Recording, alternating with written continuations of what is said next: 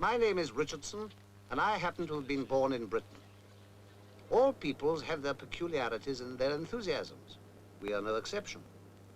One of our enthusiasms is a game whose cause is served by experts and by those who only stand and wait. And while they wait, certain preparations, solemnly proceeding during many hours, reach their climax. For this is Lord's, deeply rooted in tradition and in the ritual tradition brings, where until the proper time, no man may enter unless he have some special access. Well, on this occasion, I have some special access. My name's Arlott, John Arlott, and later on I'll be telling you something about the match. In the meantime, out comes the old country land measure. 22 yards, 4 rods, poles or perches, 1 chain, the length of a cricket pitch. They're measuring out the wicket, and that is something of a ritual, as a matter of fact. It takes many hours of skillful work over many months to prepare a first-class wicket, and that's just what this is, the special test wicket, a very revered patch of English turf plumb in line with the pavilion door. The test wicket of all test wickets, when at Lord's England plays Australia. And when that happens, everything has to be just so, to start with anyway. And while they've been working, the crowds have been gathering, soon to grow to something like 30,000 people, to say nothing of those who have to stay at home and listen on the radio to people like me. 30,000 people and many millions throughout the world did but time and geography allow. This game called cricket had its origin in quiet places and lives on in equally quiet places, deep in the hearts of those who love it. What is it about this unobtrusive game? What is its magic? For magic it must surely be that makes men sit and watch and dream of past occasions and of wistful yearnings never quite fulfilled. Magic it is that makes the hush when captains meet. The wicket is inspected and another test begins.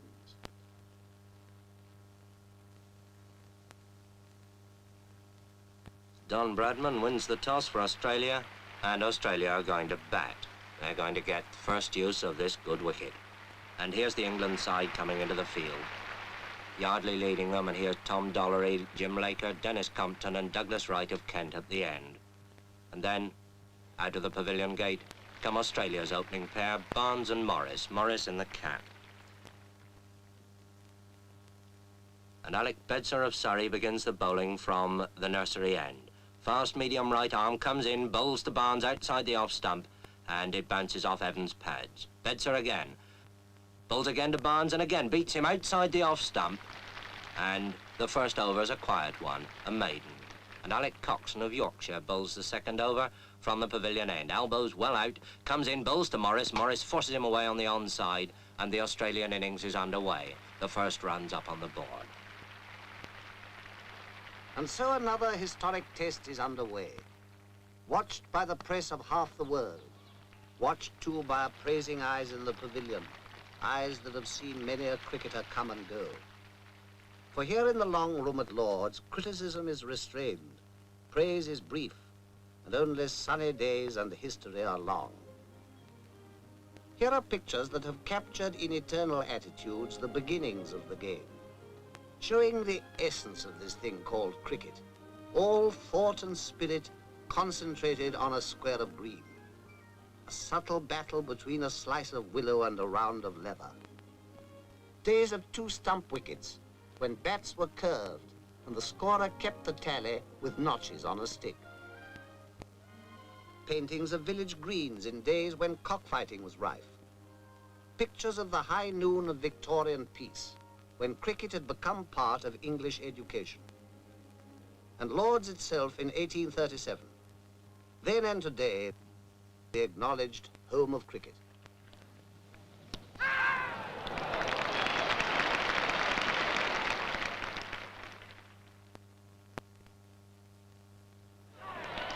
Australia's innings has come to a close. The score stands high and is duly noted.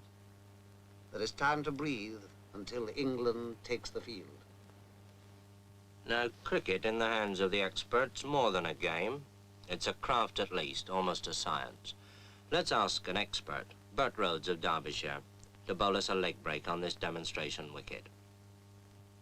Now, there's the spinning finger, the third one, see, cuddled close against the seam. It comes up. Now, this is the perfect leg break. Watch where it pitches. Just outside the line of the leg stump, and it turns enough to beat the off stump. And now, the orthodox, the natural break, spun off that index finger, the off break. And this pitches, watch it, outside the line of the off stump, and it beats the leg stump. Now, that's the right arm bowler's orthodox weapon. Let's see how the batsman copes with it. As the ball comes down to him, turning into him, well, all right, he just lets it hit the bat. And that's why short-leg fieldsmen were born. Well, perhaps attack's the best method of defense. Down comes that off break again, and the batsman hooks it hard and high over those short-leg fieldsmen, but not over deep square leg. There is a way of doing it, of course, over the ball as it moves into you, and push it away along the ground as Edrich does this ball from Lindwall, playing it to Barnes. When England are 27 for 1, which is nothing for Englishmen to be very happy about, and Ray Lindwall is bowling at full speed to Hutton. That ball's well up to him, and he pushes it away past mid-off for a comfortable 2. Bradman moves round those hungry Australian slip fieldsmen, and Lindwall, in one of the finest spells of fast bowling seen in England since Larwood, bowls again, this time to Edrich, and Edrich pushes him away out into the covers, quite safely.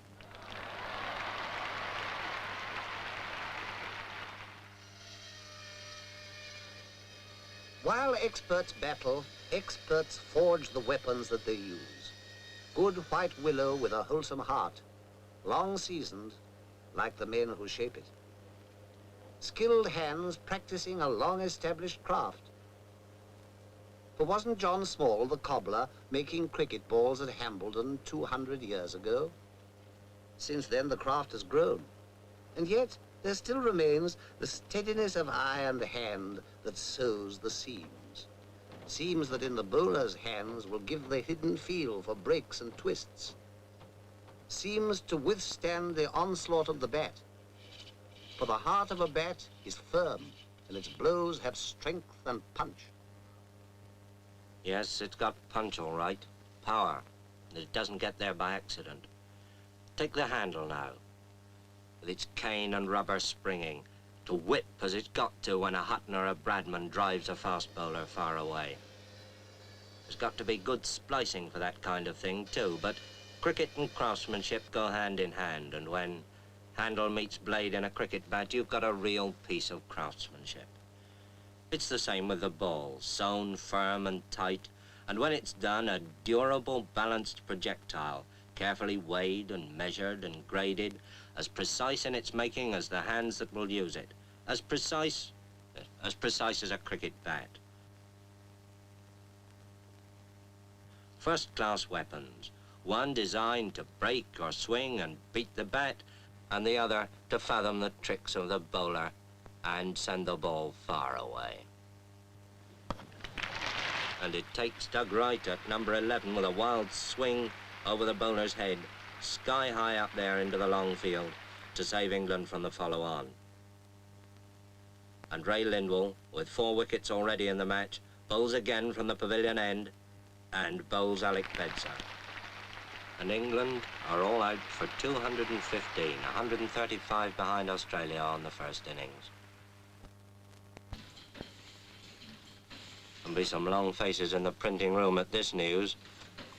There's quite an organisation down there. They keep abreast with the play, recording the fall of each wicket and the scores, so that late arrivals can pick up the score in detail straight away as they come in.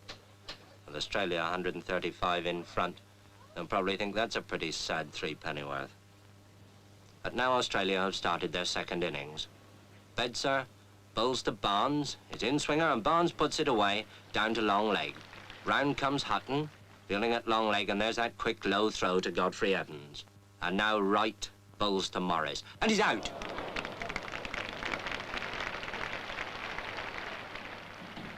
When a wicket falls or a hit is made, those behind the scenes spring into action.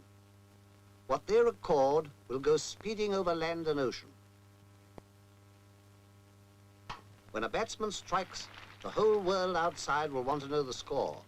And when they know it, they'll cast an envious thought to those who sat at Lord's and watched. And there goes Barnes, magnificently caught by Washbrook at long on for 141. And Australia are now 431 in front. And now here comes Lindsay Hassett, the vice-captain, to face up to Norman Yardley. I suppose waiting for the earlier batsman, he's had his pads on for best part of 4 hours. Well, he needn't keep them on any longer.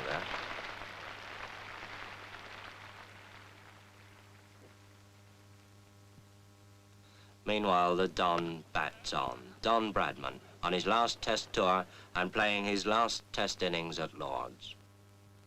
Don Bradman, the pride of Australia and the despair of England. But whichever side one favours, who can but acclaim a master?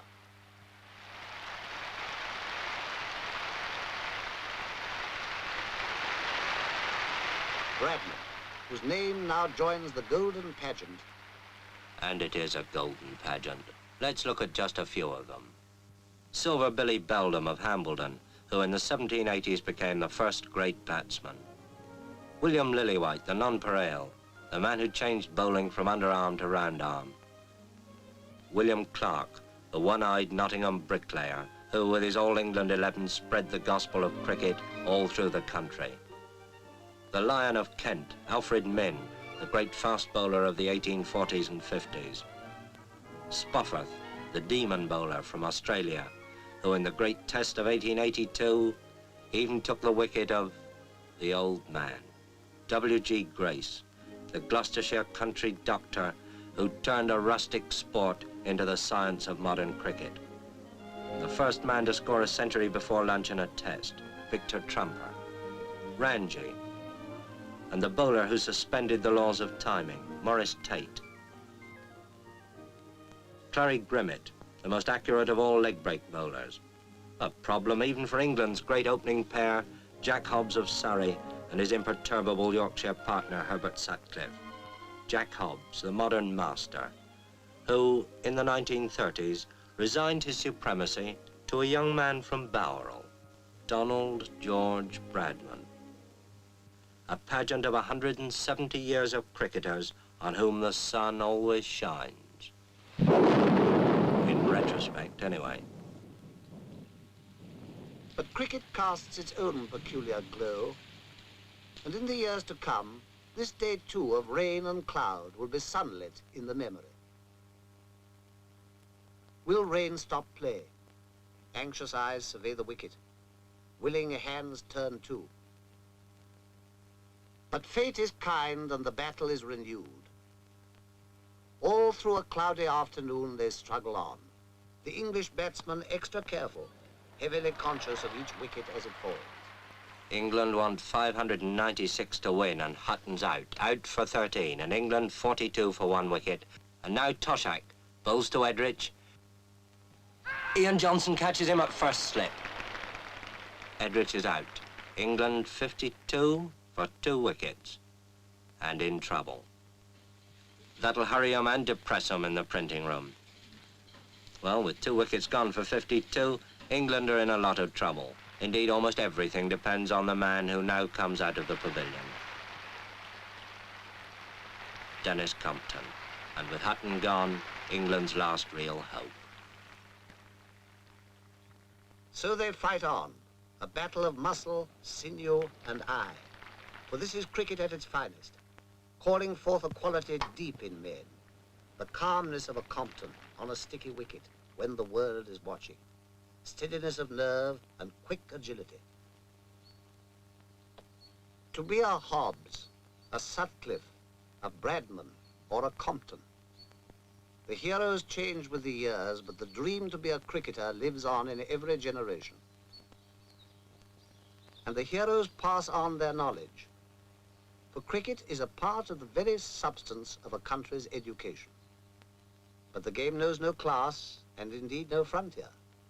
In the West Indies, Australia, New Zealand, India, under the shadow of Table Mountain, developing the same qualities in men, regardless of background, color, or creed. England, 106 for 3, want an impossible 490 to win. Impossible? Well, Compton's still there. And here's Big Bill Johnson with that bucking, bridling run coming in to bowl to him. And Compton's out. England's last hope of the impossible. And now, Toshack bowls to Coxon. Toshack thinks he's out. Umpire thinks he's out. Coxon thinks it's a shame. Now it's all over, bar shouting. The day wears on. Another game is lost and won. Well, perhaps not quite. Defeat has come to England, and to Australia, victory. Australia takes the Ashes. But victory is the least that men play cricket for. They play it for a host of reasons, ill-defined and hard to seek. On school ground, on city street, on village green, they play on. For the urge wells deep from quiet places, in men and in the land they spring from.